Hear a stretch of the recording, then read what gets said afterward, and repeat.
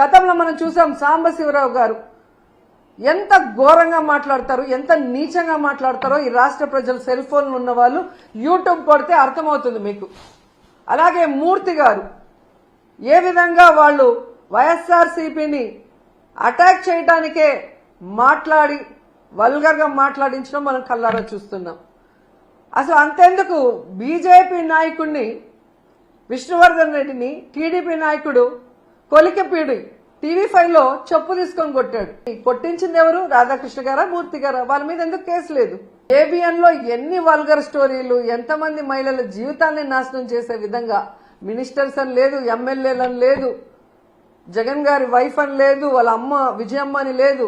ఆఖరికి ఎంత సిగ్గుచేటంటే షర్మిల గారి గురించి బాలకృష్ణ ఇంట్లో నుంచి సోషల్ మీడియా ITDP గతంలో ఎంత వల్గర్ గా ఆమె మీద ట్రోల్ చేస్తే ఏడ్చి కంప్లైంట్ ఇచ్చింది.